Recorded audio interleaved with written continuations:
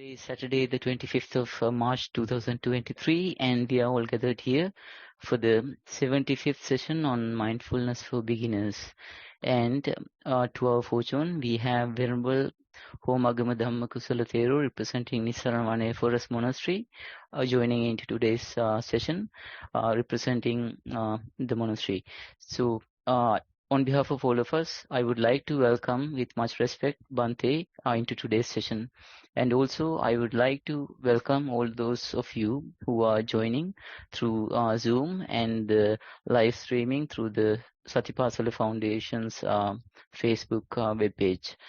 Our program will go on dedicating today on its own to impart with valued guidance and insight on how to develop mindfulness through the basic practices of mindful walking and mindful sitting and also daily practice. So the structure of the program to enable that will be first 9-session mindfulness practice guided by Bhante, and then we will move on to the talk on mindfulness. Today's theme will be on how to deal with conflict or dealing with conflict. Then we will move on to the session where questions written and verbal will be presented to Bhante for his insight and insightful advice, and then we will be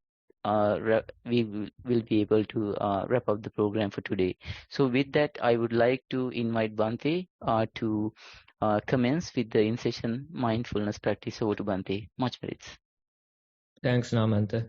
Hello, everybody. So we will take some time to do a mindful activity today. For this, you need a piece of paper and a pen. So quickly gather a piece of paper and a pen. And when you are ready, you can use the zoom hand to show that you are ready.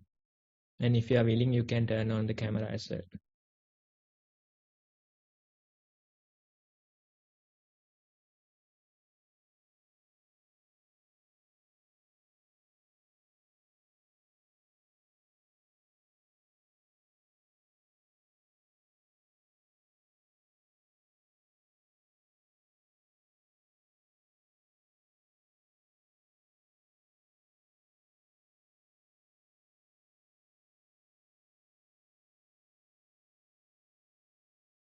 Okay, I think most of you are ready to start the activity.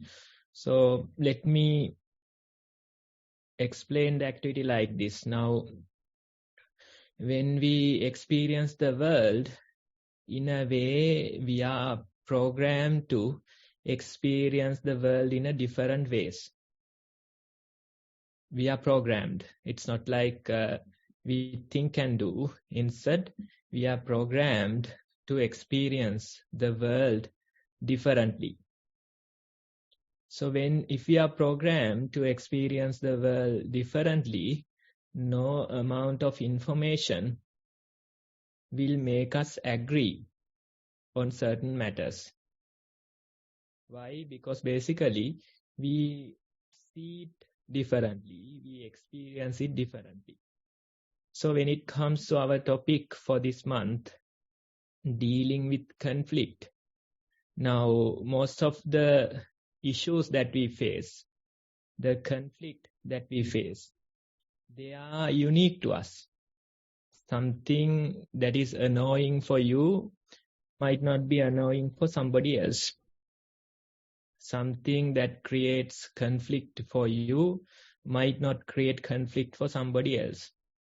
Why? Because we experience the world differently. We are programmed to view the world in a certain way. So if we are programmed in a different way to view the world, then on certain matters, there's no way that we can agree. No amount of information will allow us to agree.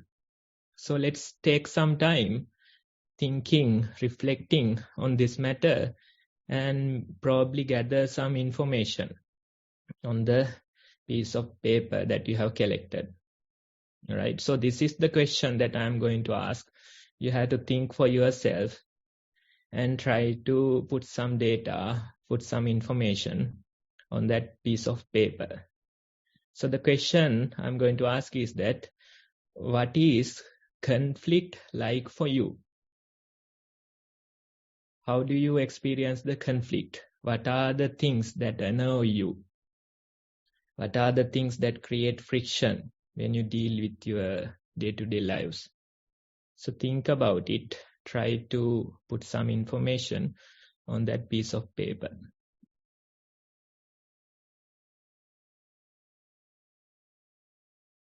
So we are going to think about it a little. What are the things that create conflict in your day-to-day life?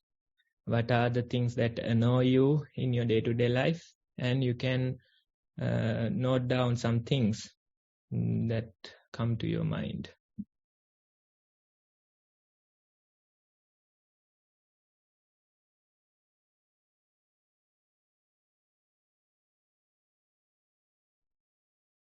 When you try to answer the question, what conflict is like for you, you can think about certain areas of your life, probably family life, dealing with your spouse, dealing with your children.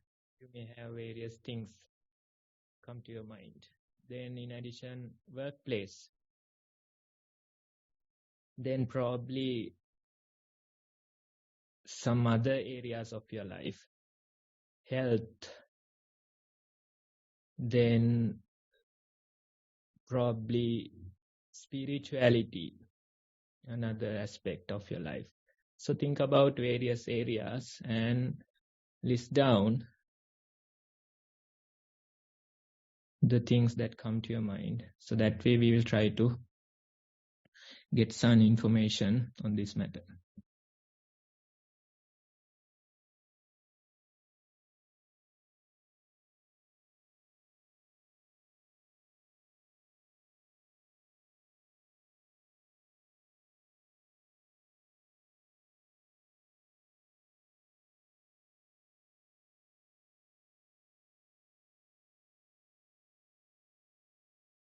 Okay, if you are ready, now we can take turns trying to share our own ideas, our own views on this. So if you are ready, you can use the Zoom hand and we will take turns sharing the ideas. Okay, we will start with Bandula. Sorry, Bante.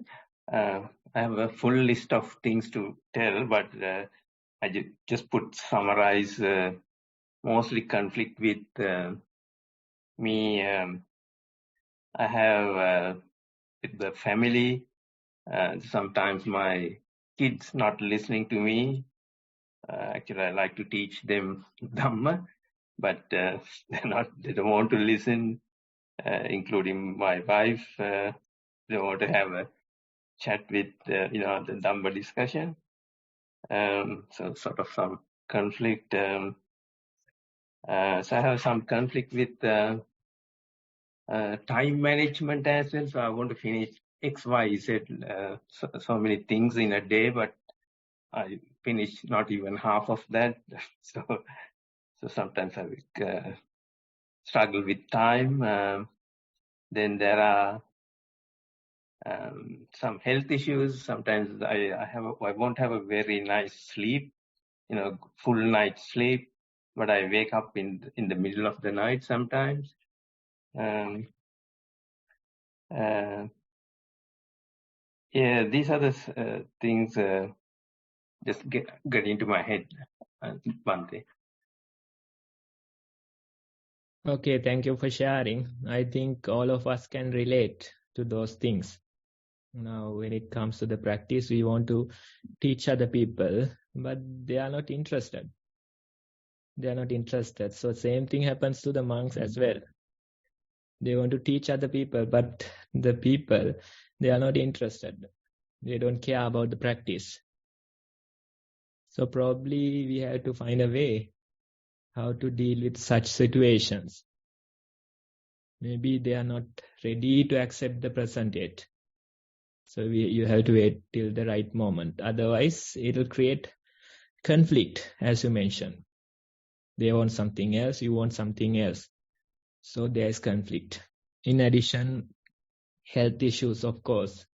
We want certain things, but we can't get it. Especially health, we expect to live 100 years in this comfortable way and then probably die during our sleep. But that's not how it's gonna happen, right?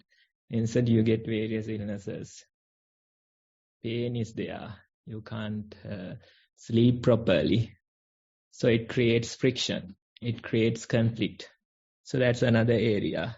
So various areas are there.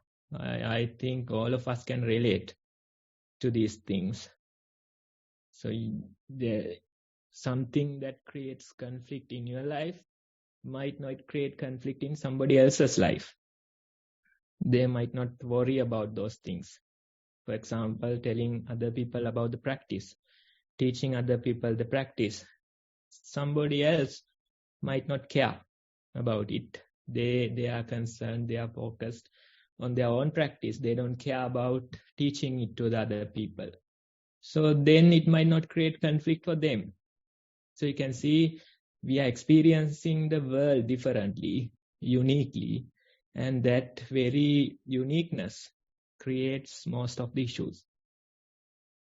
That very experience creates most of the issues. So thank you for sharing. Let's see what others have to say. Yes, Chamari.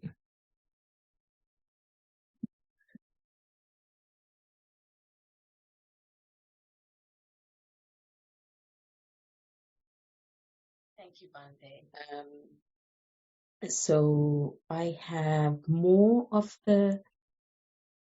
maybe the inner conflict I'm recognizing. So I'm finding it difficult, the friction between what the world is expecting of me and what I find useful for myself, like the socializing.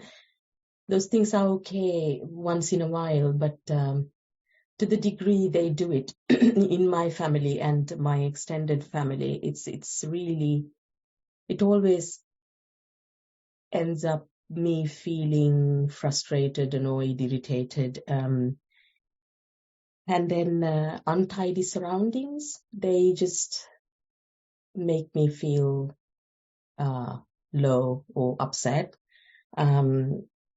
Then again, I'm disappointed with myself because I'm taking on too much work at work.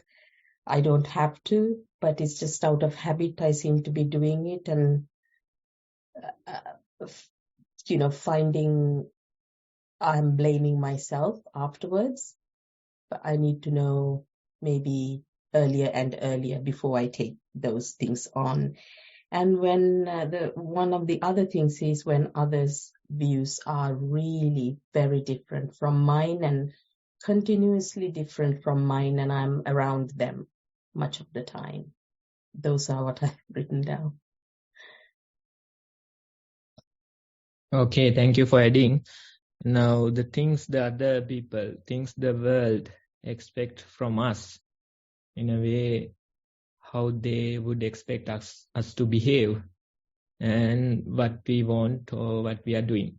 So there is conflict always. I can also relate in my lay life most of the time. Certain things I had to do because of the world, because of the other people in my life, because of their expectations.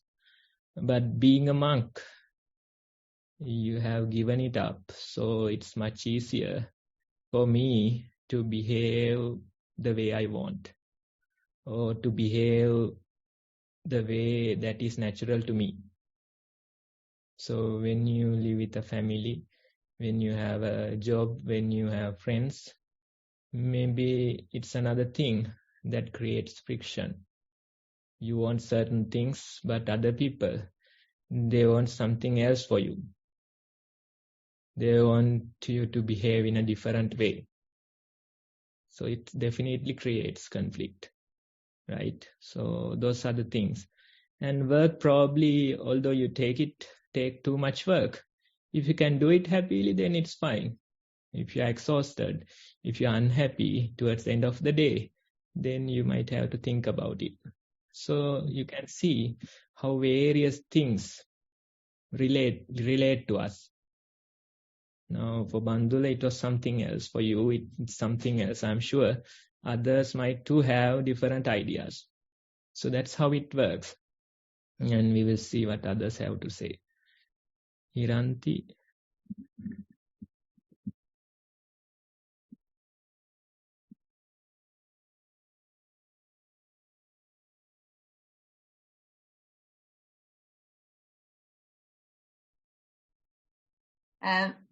Thank you, Bhante. What I wrote was, what annoys me is I sometimes make mistakes, and because due to hastiness, I jump, and then later on, I regret.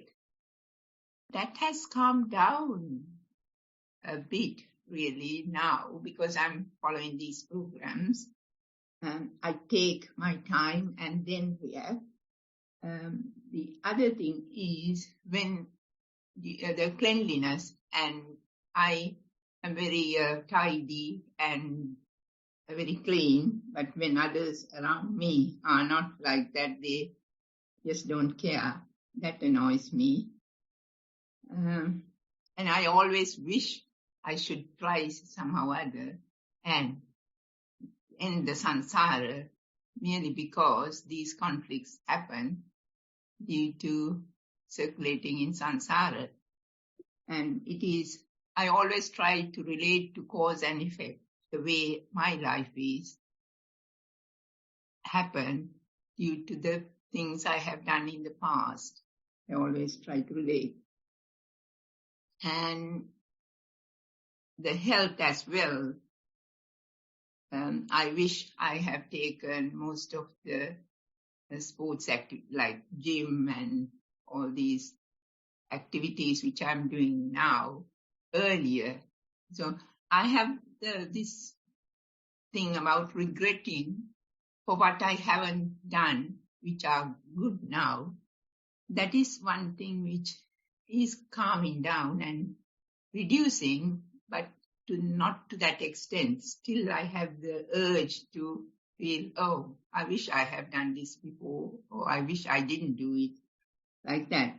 The spirituality is very important to me now. I feel that I should have been a nun. I shouldn't have got married. I should have committed the whole of my life to be a nun.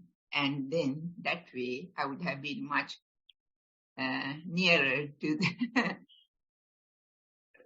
Nibbana, I feel. That is something. So those are the things which came to my mind, Bhante. Thank you. Okay, thank you for adding. You worry about the past a lot and probably about the practice that you should have been a monk instead of a lay life, right? So you become a nun, then probably you start to wonder whether you have done the right thing. Probably you should go back to the lay life. So that's how it works. Always thinking, worrying. You are not happy here and now.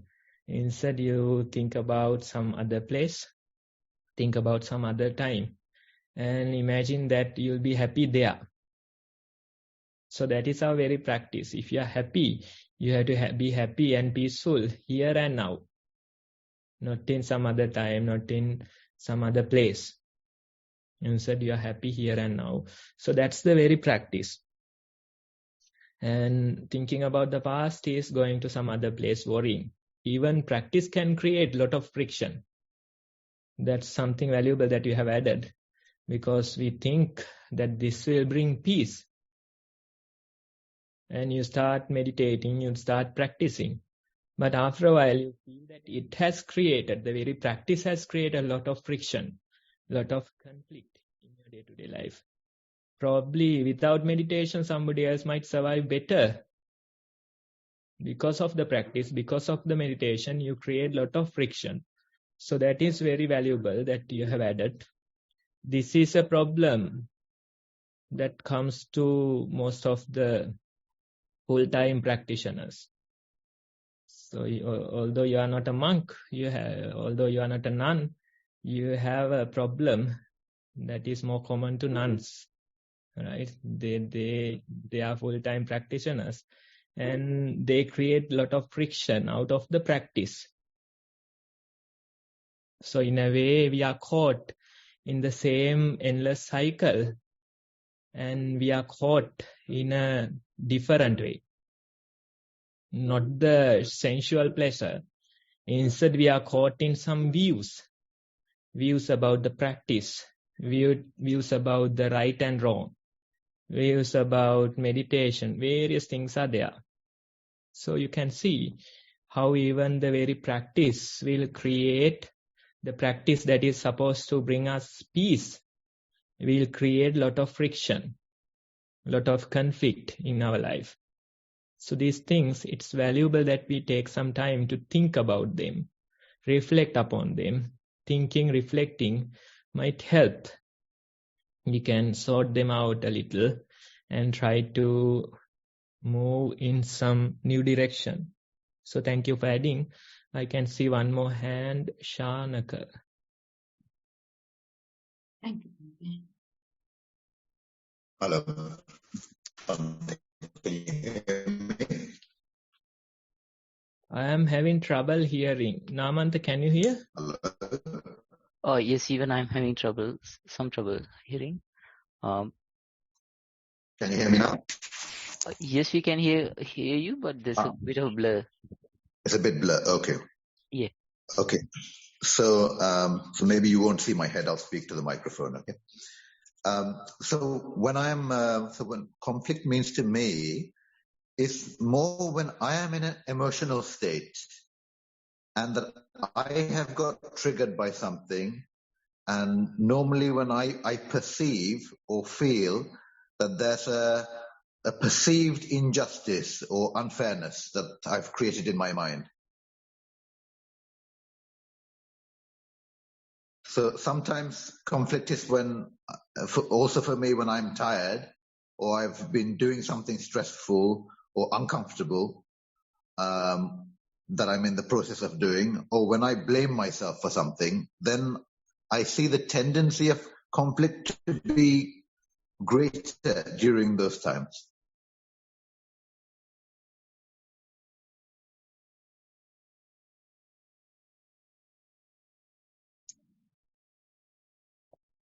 Okay, thank you for adding. Now, that's another part. We want justice, right? We want fairness in this world. When that is not happening, usually it creates a lot of friction. That's why probably the wars are there in the world. Now, these ongoing conflicts, you can see two parties, they have two different views. And each of the party, they are justifying their own view. And they are fighting, killing other people, destroying certain things. So that's how the world is. That is the world. Justice we are expecting from the world. We want things to be in a certain way. And if it is not, then it creates stress, conflict. Then probably you become emotional. So in this practice, we say, now the practitioner, usually when they start practicing, they are not blind, they are not unaware. Instead, they become more and more aware. Once you start your practice, you can see, once you start being mindful, you can see that you are more and more aware. That very awareness will show you more and more issues in the outside world. Because now you are aware, you see things, you hear things clearly. You find blame in other people. And when you are aware, you find your faults as well. Right? That will create sometimes shame. That will create blaming oneself. Right? So in a way, when we are mindful, we find other people's faults, we find our own faults. And it becomes more and more uncomfortable. So some of the people, they mention that being unmindful is easier because you are ignorant towards these things. You don't notice, you don't feel so much friction. So in a way, when we are mindful, when we are aware, we feel a lot more friction. We see other people's faults more and more. We see our own faults more and more. But in the practice, we consider it as a good thing. Instead of reacting, we are aware, we observe.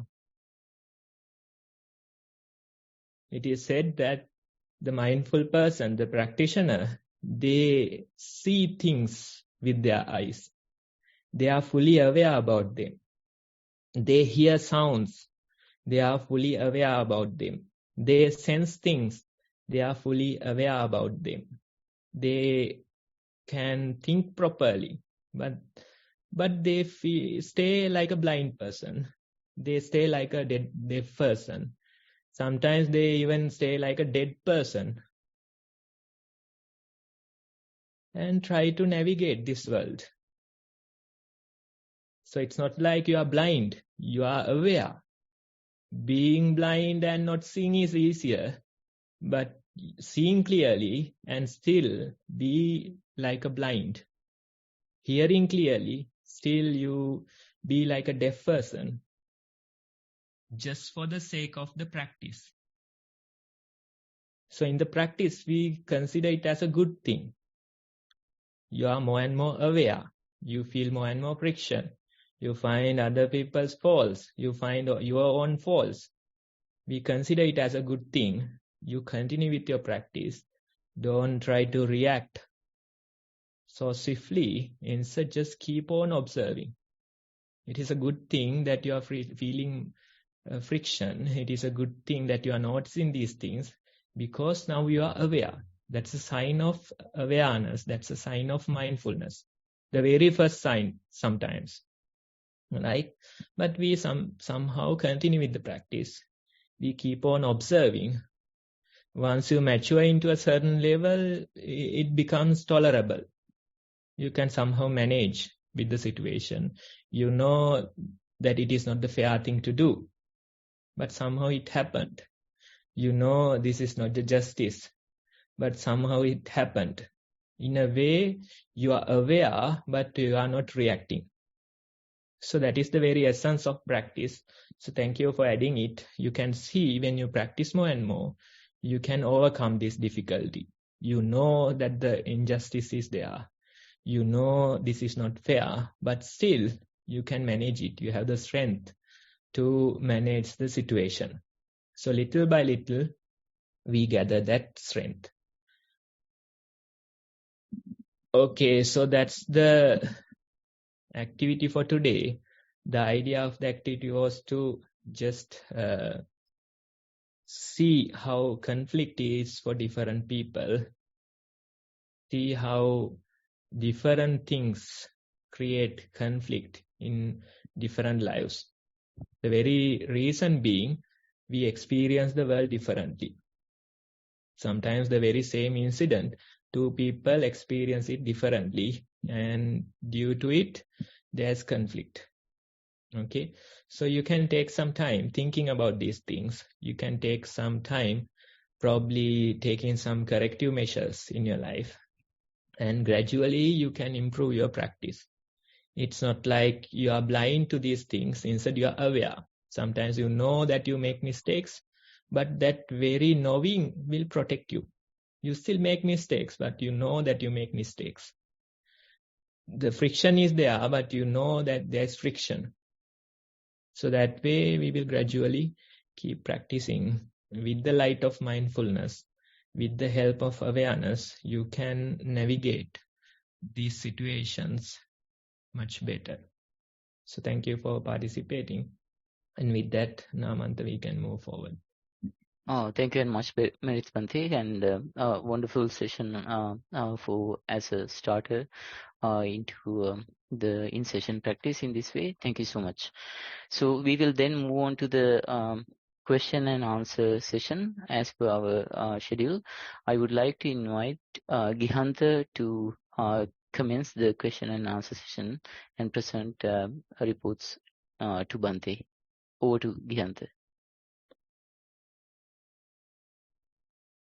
Thank you, Namanta. Can you hear me?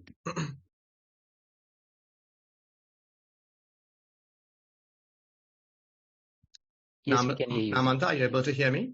Yes, we can hear you. Thank you. Great. Okay. Good morning, everybody.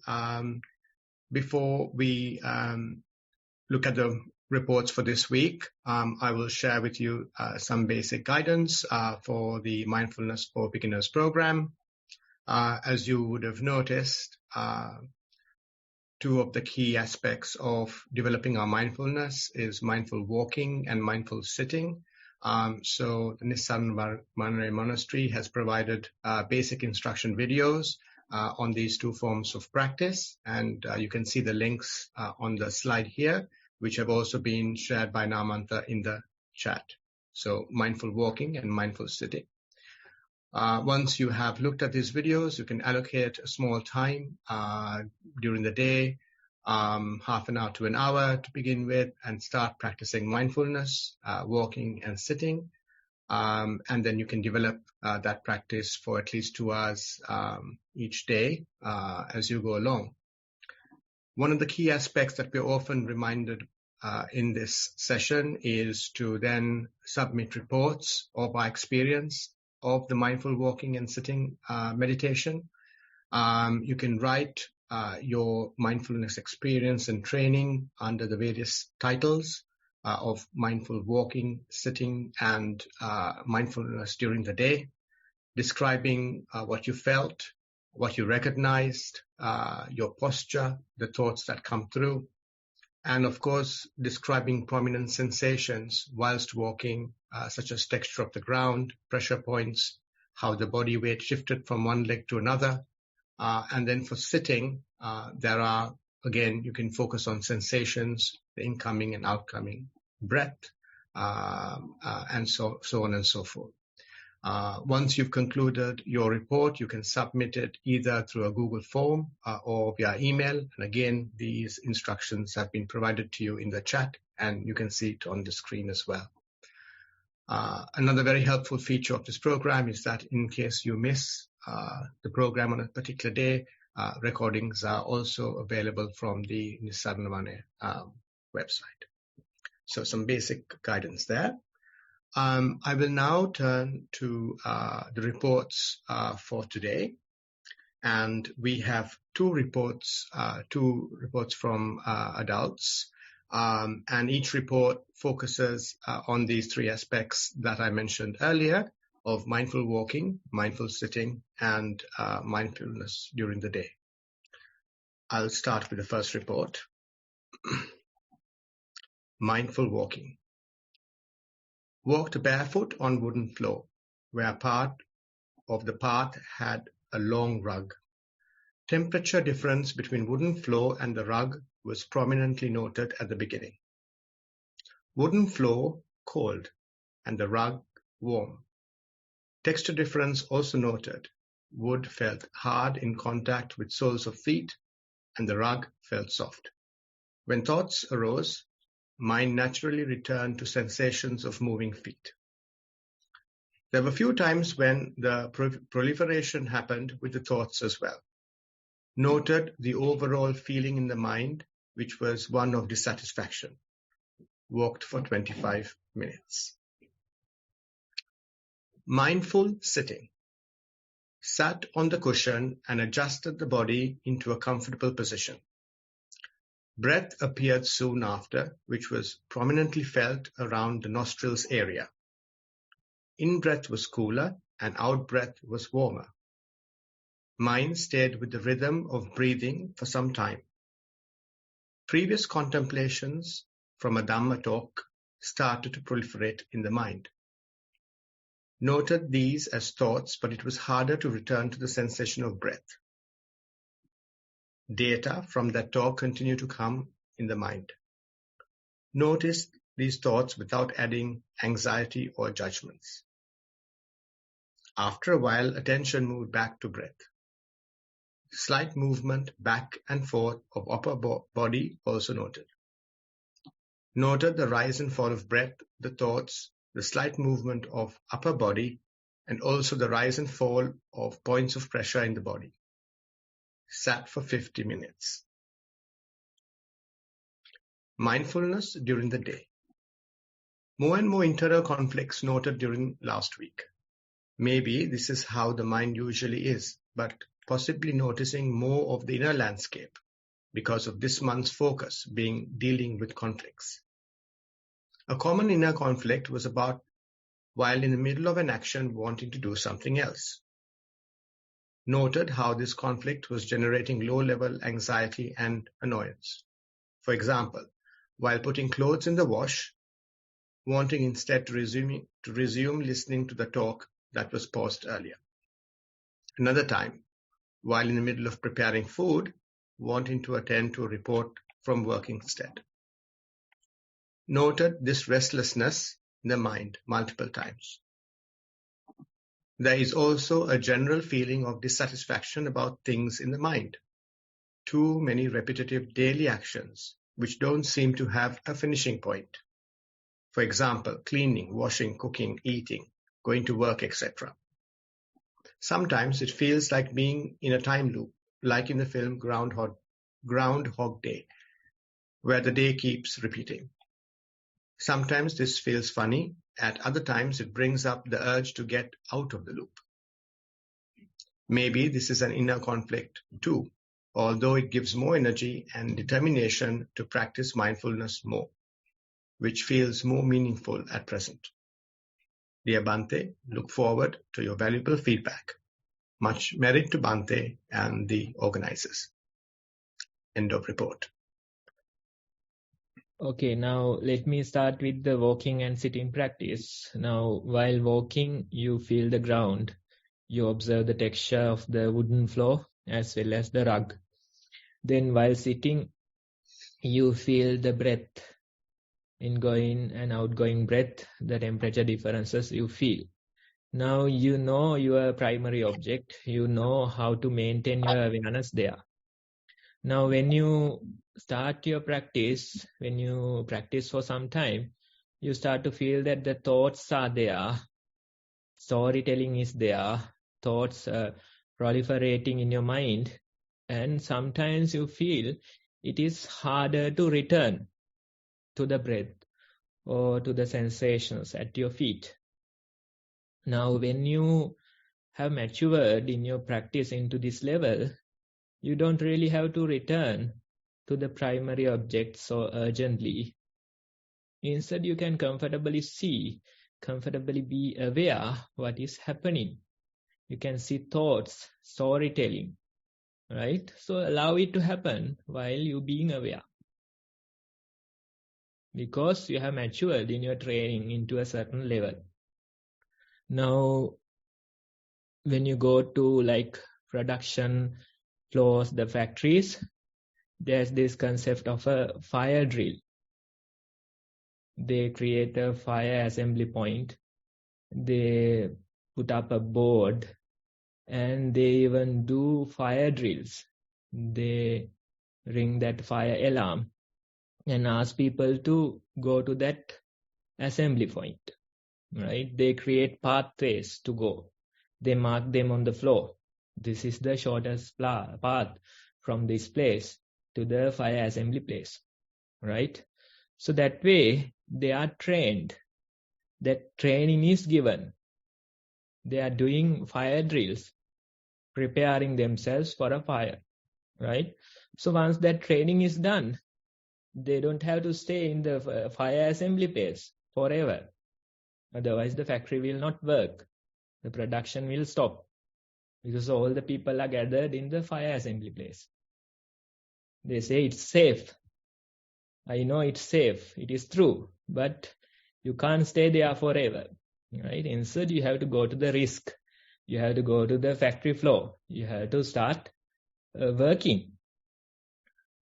When there's a danger, you know where to go. When there is a fire, you know the shortest path, right? So that is the purpose of the training. Otherwise, if you try to stay in the fire assembly place forever, then the things won't work.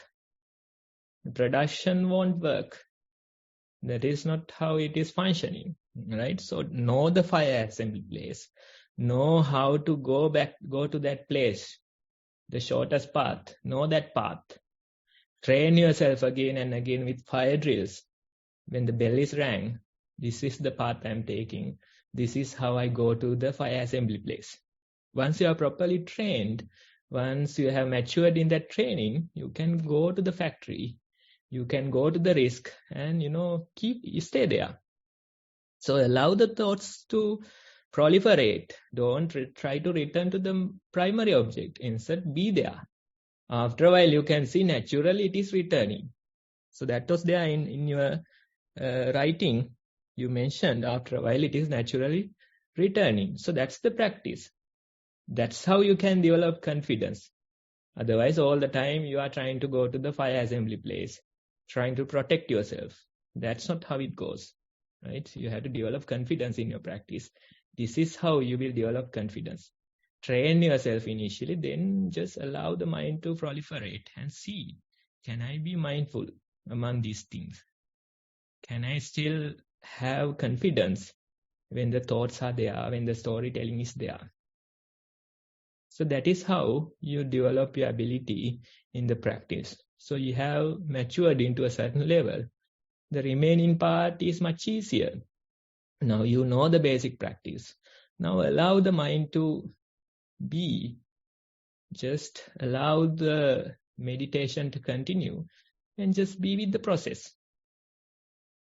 Right? You can see thoughts are proliferating. It goes and goes telling stories. Then suddenly it comes back to the primary object, the breath or the steps. Again it goes. Again it comes back to the primary object. You are mindful in this process. That is the true practice when you move forward. Then the remaining part. Now, as you mentioned, when you are aware, you can feel more and more conflict. And the reason being that very awareness. So it is true. When we pay attention, we can see so many conflict is there in a day. Even when we talk to people, there's conflict. When we do things, there's conflict. When we are alone, there's conflict. Always the conflict is there. You notice them better when you are aware. Earlier also they were there, but you didn't notice. Probably you only noticed the side effects of the conflict. You notice the stress, you notice the anxiety. Those are more like side effects. But now you notice the source or the cause of that anxiety or the cause of that stress. So that's a good sign. As you mentioned, it is correct to say that you are noticing more and more because of the practice. Not that conflict is new. Instead, you are noticing them much more. You are more attentive. So that's a very good sign. That's a very good sign that you keep on observing. In a way, it feels like a wound sometimes. Pain, aching, kind of a wound that's on our skin. Again and again it pains. Again and again it aches. But we keep on observing. So that's the way of the practice. That's why most people don't like this practice. Instead, they want something else, some other blissfulness.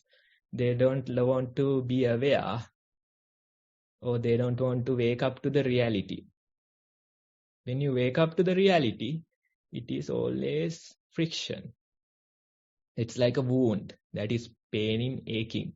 One moment this wound is better. You feel like it's healing. Next moment it is again paining, aching.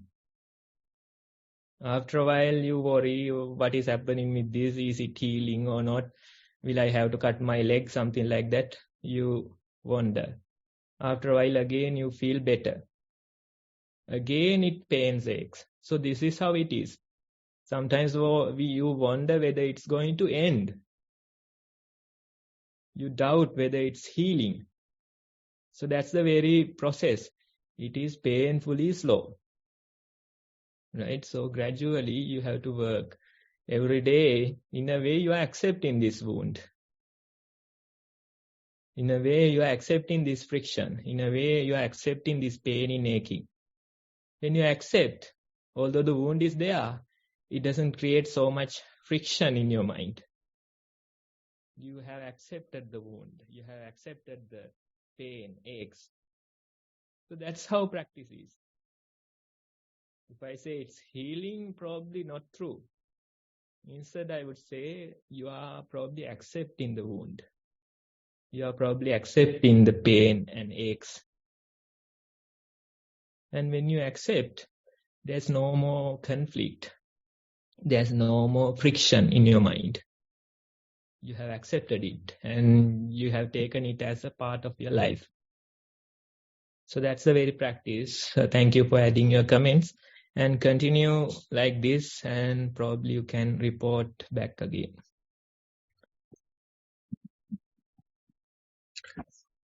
Thank you, Bhante.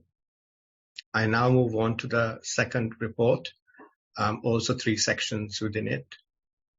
Walking meditation. Initially stood noting weight of body on both feet, more prominent on one side. Started walking, noting left, right feet being placed, and then lifting, moving, and placing. Then observed the end of each of the lifting, moving, and placing movements. Towards the end of the session, noted colder sensations on top of feet and warm sensations on the soles. Mind stayed mostly on the feet with occasional distractions from sounds, thoughts, and walked for an hour. Sitting meditation. Watched breath as primary object. After noting in and out breaths, observed cooler in and warmer out breaths. The in-breath longer than out-breath, then becoming equal. There was a sensation of tickling in one nostril and then in the outer side of the same nostril. Noted mind remembering to stay with breath as this unpleasant sensation is temporary and would pass. Then a sensation of the nostril being absent on that side noted, but breath continued merging with the air outside. This happened on the other nostril too, but breath continued with a sensation of an absence of part of the face. Mind calm and meditated till bell went off 45 minutes. Final part, mindfulness in daily life. Busy helping family member at her house. Noted greed arise with regards to food on several occasions. Mind was noted to be calm during day, and despite being very busy, noted regular contemplation of the true nature of things, such as watching the suffering that comes from attachment. Noted mind using time to reflect on death, 32 parts of body, impermanence, non-self and dukkha, recite gathas, suttas, and noting contentment in the mind. Observed increasing patience and less irritation compared to the past, and increase in energy levels despite lack of sleep and lots of physical work. Also noting temperature changes on hands when washing, making tea, noting placing of feet and different sensations on feet when doing housework or walking up and down stairs, heaviness when carrying things. Also noted when mild irritation arose at doing a task, how mind turned it into an opportunity to help and was glad that there was still the physical ability and presence to do so. Was not sure if this was a deceptive thought or panchakadam. End of report. Okay, now Earlier, we appreciated the thinking mind. We appreciate the thoughts that are proliferating. But once you hear the practice, once you know the way of the practice, you don't appreciate the thinking processes anymore. You don't appreciate being in the present, being in the future or the past anymore. Instead, now you know this is something that you shouldn't encourage, you shouldn't appreciate. In a way, your view changes. Earlier, you encouraged these thought processes. Earlier, you encouraged these proliferating thoughts. When you hear the word mindfulness, you no longer encourage the thinking mind. Instead, you have a different view. That doesn't mean that it will stop. Instead, it will continue again and again. In the power of habit, the process will continue. But you are no longer appreciating it. You are no longer encouraging it. That is the value of the practice. We call it the right view. You have the right view. Earlier you had the wrong view. You encouraged this thinking mind. You consider it as a luxury. But now you consider being present as a luxury. And you are no longer encouraging this thinking mind. So that is the right view in the practice. When you hear the word mindfulness, when you get the idea, that right view will appear. With that view, although you have the view, mind is not listening. It is going according to the habit. Again and again thoughts, again and again future planning, again and again wandering mind. But now you have a different view towards this wandering mind. Earlier you tried to encourage it, now you are not encouraging it anymore. Instead you just observe, you just be aware of what is happening. It's like a CCTV camera that is recording. You see certain areas, they have this board saying that CCTV cameras are working. Once you see that board, although you can't see the camera, you are in a way, you behave a certain way. Because you know that you are on camera. You know that it is recording. Some places they don't have the camera. They just have the board. Just telling people that CCTV cameras are there. No cameras, just the board. But still, the people are behaving because they think that they are on camera. Similarly, this mind is also, we are watching. Like a CCTV camera, we are watching. Right? We are watching what is happening. Okay, thinking. Conflict. Again and again we observe. That observation we are encouraging. We give power, authority to that observation. And when you try to give power to that observation, when you try to give power to mindfulness, the awareness, you feel it is so shy. It is not accepting this power. It is again and again going somewhere hiding. This quality, it is really difficult to empower. So that's why the repetitive practice is needed. Again and again you practice. Every day you reserve 40-50 minutes of formal practice. Every day you try to do your daily activities more and more mindfully. That way you have to continue for few months, probably few weeks. Then you can see that this quality improving, strengthening, little by little, it is taking the control.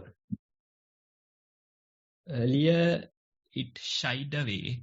Now, it is taking some control. Now, you have strengthened it enough. It is controlling the situation. It is protecting the mind. So gradually you give authority, gradually you empower, gradually you give power to this quality of mindfulness, the quality of the observation. You are not judging, you are not deciding. Instead, you just observe. Good things are happening. People come and, try to be kind, generous. That's fine, you observe. Bad things are happening. People come and stab other people. You just observe. You are not judging. Good things are happening, you observe. Bad things are happening, you observe. You are not judging. The camera continues its work. That's the very practice. That is how you develop this. Gradually, you keep on observing. Without judgment, you continue your observation.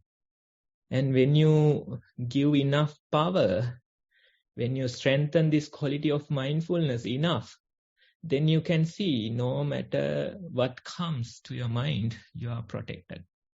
No matter what illness comes to you, you are protected. No matter what type of a pain comes to you, you are protected. You are protected with this quality of mindfulness. The quality to be aware, the quality of the observer. And once the authority is given to mindfulness, once the authority is given to this quality, no matter what comes, still you are protected. Various diseases come to you, still your mind is not moved. Your family members die, your mind is not moved. The world is on fire, still your mind is not moved. Because you are not judging, because you are not deciding, instead you just keep on observing. You have empowered the observer instead of the incidents that are happening, instead of the judgment that is happening. Instead of deciding whether this is good or bad, you have empowered the observer. So that is the practice we are gradually developing.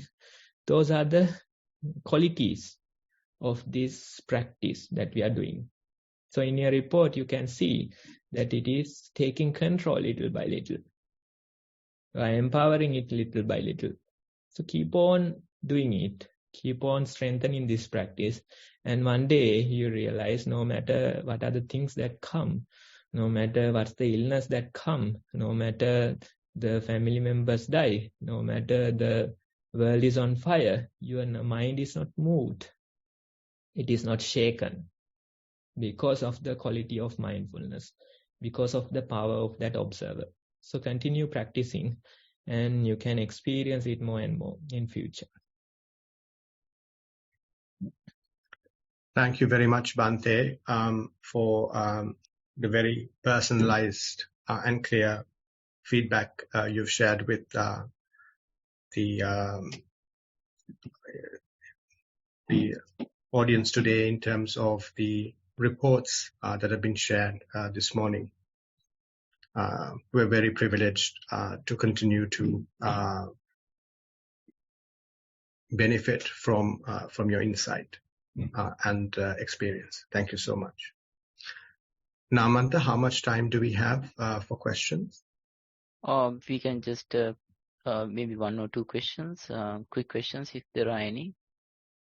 Okay, thank you, Namanta. So may I now open the forum for questions from anybody who is keen to ask any questions around the reports or the themes discussed so far. Yes. Samantha, go ahead.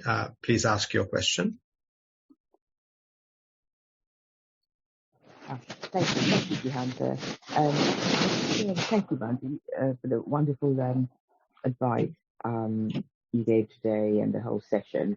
I learned a lot, and I was just want to just clarify now this mindfulness, the power of the mindfulness. Now, in the power of the mindfulness. So, if like I was experiencing a problem yesterday, and I could see during the day, the more I thought about the problem, it was affecting me. I was getting wound up and wondering what to do, and the whole day was like that. And my moods and also were affected how I related to the other surroundings, people around me as well. But nevertheless, the issue was there. So obviously that was in front of me. So I was just thinking about it, how to handle it during the day. Then strangely this morning, so during the day, I was wondering now, to ease my problem, should I just forget what the issue is and then just go on, do my normal activities like just doing the washing up and whatever I had, and then taking my mind away from the problem. But then this morning when I woke up, the problem was less, and I wasn't really bothered about the situation anymore. To a certain extent, when I thought about it, the situation would proliferate, but otherwise the intensity was less. So how would, when Bhante said that with mindfulness, you get the answer, does the answer just come to you, or do you need to actually inject some right view or right thinking to deal with the situation, Bhante? If you could just clarify, please. Okay, so reflecting on it helps, right? Thinking helps. But there is a process always, that's why you can't really solve a problem. You just have to give it some time and it will naturally solve itself, right? So that's why we say now you can't really forgive and forget. Instead, naturally, when your mind lets go of the situation, it is already forgiven. So initially you forget, as you mentioned, then it is forgiven, right? Otherwise you think that, okay, I'll forgive you and I'll forget this incident. But still your mind keeps on thinking about it. Your mind keeps on worrying about it. But when your mind is ready, it will naturally let go. And once the incident is forgotten, you can see the forgiveness is there, right? So that's why the time is important. That's why somehow distracting your mind with healthy things is important. When I say distracting, you might get confused, but I say healthy distractions, right? Probably doing your day-to-day things, probably exercising, probably going on a walk. Instead of judging, instead of deciding, instead of solving this problem, you take your sweet time. And when you take your time, naturally you can feel that your mind is recovering from this incident. You have to allow that time. Once your mind is recovered, although you try to think about it, it won't last. That's the natural process. That's how you observe it. You try and forcefully think about it. Thoughts proliferate, but it won't last. Earlier you could have thought about this for a day or for a few days. Now it is not happening anymore because your mind naturally has recovered. So reflecting various right view, various things help, but you have to allow the time. You know that the friction is there. You have to go through that friction. With your past experience, you know that there is an end to this. You know that it will end. But that very going through that experience is difficult. You want to magically appear in the other end. But that's not how it works. Instead, you suffer. Instead, you go through this friction. And one day you realize your mind has let go. That's why we say letting go is a natural process. You can't really force it. Only support you can give, the help you can give is being aware, having patience. You endure with your practice. That is the only support you can give. The aching is there, the friction is there, worrying is there, but somehow you endure it. Then you realize next time when it comes, you have more confidence because you have gone through this once. Now you know there is an end to it. You know there's light at the end of the tunnel. So with that faith, with that confidence, you continue to the second time, to the second experience. When it comes for the third time, it will be much easier. Now you have more and more confidence. So that way, gradually, you keep on practicing. Gradually, you realize the more you practice, the more confident you'll become. Faster, your mind will recover. This is the quality of the resilience in your mind. The only support you can give is being present. The mind will take its sweet time to recover, right? So keep on practicing. Try to be present more and more. Try to be the observer. Know that there's friction. Continue through the friction. Go through the storm and you come out from the other end much faster. That's brilliant. Thank you, Bhante. So basically just won't take time. So just to face head on whatever the situation is, and I have to be brave and patient, knowing that what I've experienced, there will be a change, but just in the meantime, just to lessen the pain, divert it to whatever action, like jogging, walking, or washing the dishes, and then see gradually how the problem shifts during the course of the day or days, basically. But resilient. Sometimes it is difficult to take it head on, right? So that's why you have to change your direction a little. Yeah. Thank you, Bhante. That's brilliant. Sadhu. Thank you, Bhante, again for your very personalized response. Any further questions from participants today?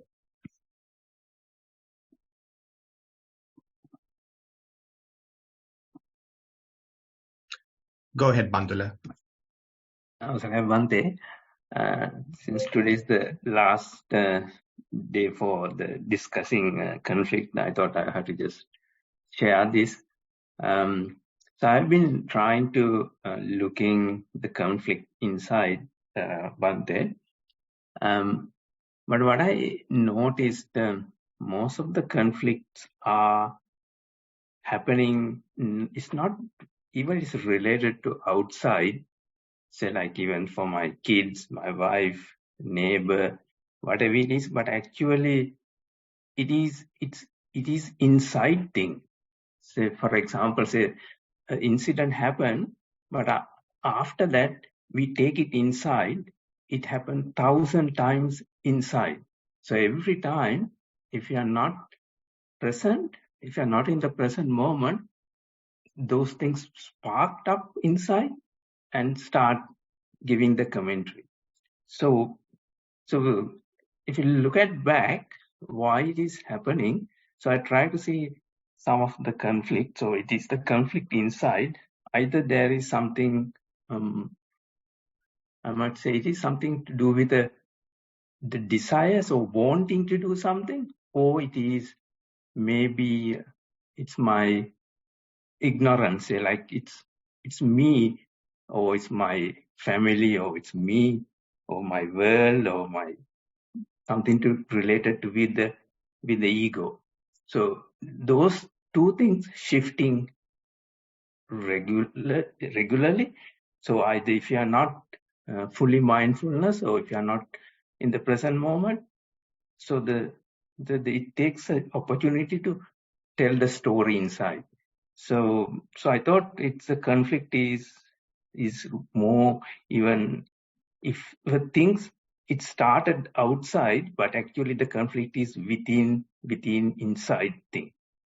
So I'd like to get some of your feedback, Bhante, some of your advice. Thank you. Yes, so your observation is valid. It's a matter of inside, not the outside world, right? So that's why Rumi says, yesterday I was smart, I wanted to change the world. Today I am wise, so I am changing myself, right? So it's the same thing. Yesterday you wanted to change your family. Yesterday you wanted to change the world because you are smart. But today you are wise. Today you are adjusting yourself. You are changing within. You know that conflicts appears within. Outside world, somebody or something might die. They die once. But in your mind, that somebody or something might die 1,001 times. Again and again you repeat that experience. Again and again you suffer. Sometimes it feels like with time the suffering is not reducing even. With time it is more and more. And the suffering in mind is stronger than the actual experience even. They are called extreme dreaders. The actual incident is much more able to manage than the suffering in their mind, the worrying, thinking about this situation. Outside thing or people, they die once, but in your mind you repeat it 1,001 times. Each time you suffer. Right? So that's the conflict within. That's why we say you have to change within. When you change within, the entire world will appear changed to you. You feel like your neighbors are meditating. You feel like your family members are meditating because you had changed within. So that's the real solution. That's the real answer. The noble ones, they change within, not the outside world. They live in this same world and it doesn't bother them. It doesn't bother them because they have changed within. They have changed their mind, not the outside world. The conflict is there in the outside world. It has been there forever. It will be there. So you change within. When you change within, no matter the world is on fire, no matter what other people do, no matter what's the economic situation in the country, you still are peaceful. You have peace in your mind. So that's the way towards real peace. Otherwise, you achieve something, you are temporarily peaceful. Within a day or within few hours, it's gone. Again, you start suffering. So change within. When you change within, you change. It feels like the outside world is also changed. So try to continue with your practice and try to see that how changing within can help you to be more and more peaceful.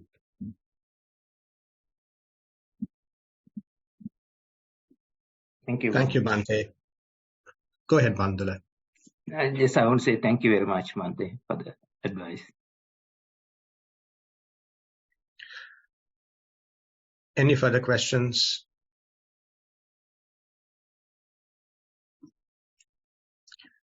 Okay, I think we're coming to the end of the session as well. Bhante, I have a related question. If there's no time for it, we can take it up next time. The question from me is actually it's related to Bandula's question as well. So, in relation to how much we change the world versus we change ourselves, if we look at history and society from time to time, in different countries, different times, we have seen how people, leaders, they have strived to change things for the better. These could be in relation to, could be women's rights, it could be racial rights, it could be more equality for people, improving, reducing poverty. So people have undergone huge hardships to change society and the world for better. But also sometimes maybe people can try to do the best to change things for their local community at the village level, at the family level.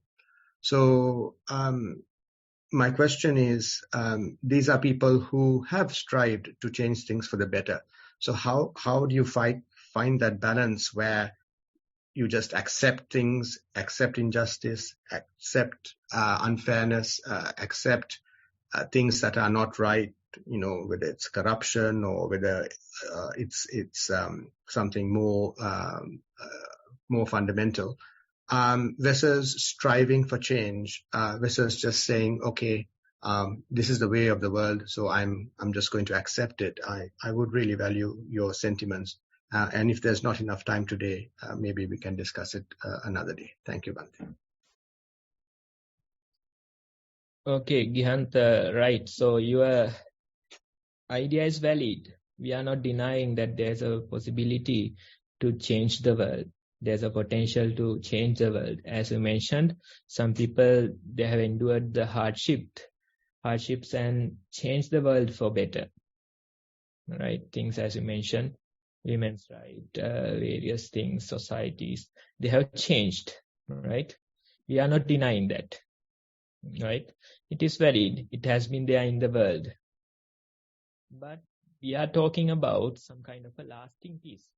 Now, when you consider about those people, they had a sense of satisfaction in their life because they had achieved this. But did they achieve a lasting peace? It is a question, right? It is questionable, right? So we are not denying that there is a potential to change the world for better. We are not denying that you can do good to the society. It's a valid option. It's there. It has been there in the world. Even today, you can, although we see evil most of the time, there are people who do good. There are people who do good for their communities. There are people who are fighting for the rights. So that's good. We can't deny, right? But what we are mentioning is that if you are aiming for a lasting peace, if you are aiming for the dream, then you have to do this practice, right? In a way, you are creating peace within. Once you practice, once you create that peace within, it will be a silent sermon for the world. So that's why we say this is when there are two options, right? Good and evil is there. You choose good, of course, right? But when you want to go for the best, you have to let go of the good. Then move towards the lasting peace, right? So first, in the practice also, we select good out of good and evil. We select being mindful of the breath instead of the thoughts. We pick the sensations at feet intentionally instead of the thinking mind. That is selecting good. The evil is there, but you are selecting good. You are selecting the breath. It's a choice. You are selecting it. It's a choice that you are selecting the sensations at your feet. But with time, one day, there's an opportunity for you to let go of this good as well. When you let go of that good, then you truly become peaceful.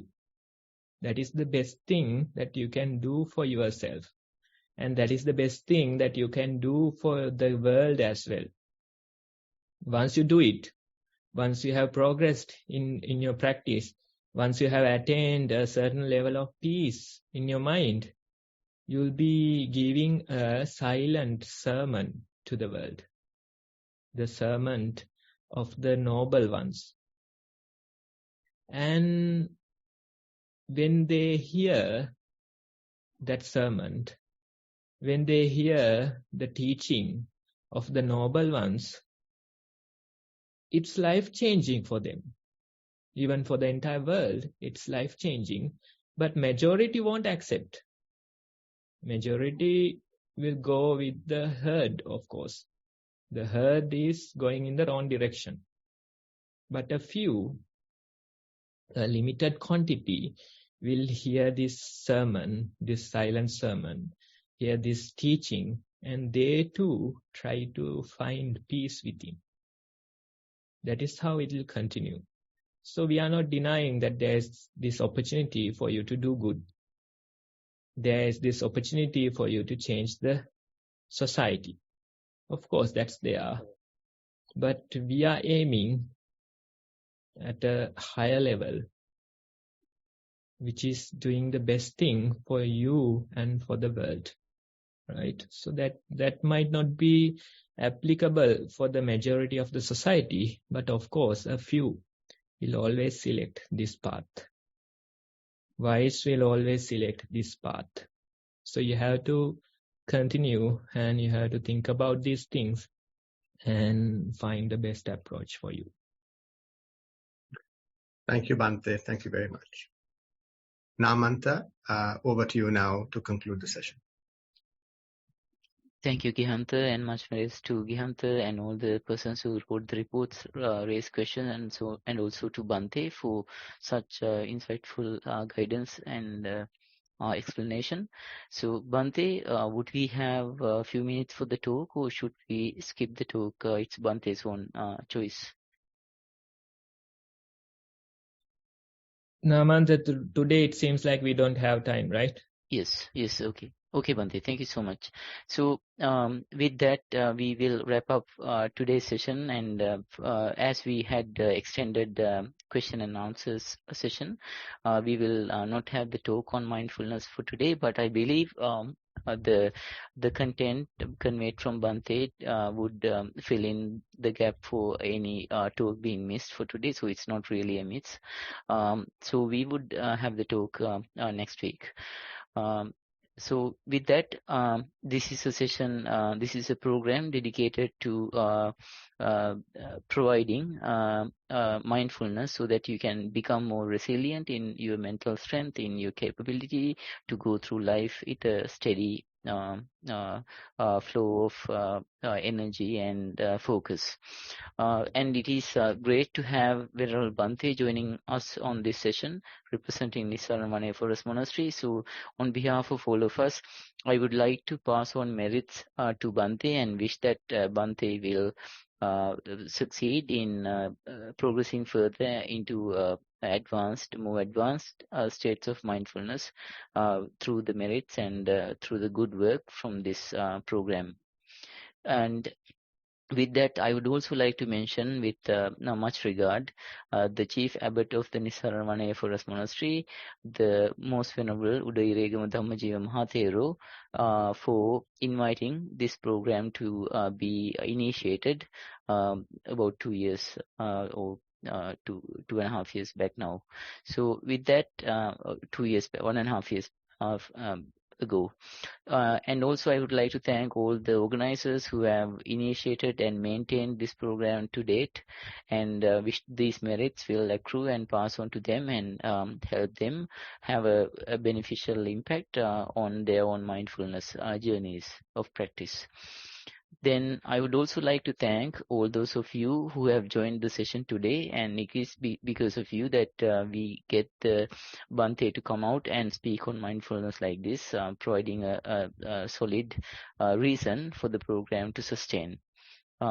Therefore, I would like to thank all of you who are joining through Zoom and also through the live stream, making this program a viable program for us to maintain. So thank you, and I pass on all merits to all of you and wish that you will have great success in your mindfulness practice into the future.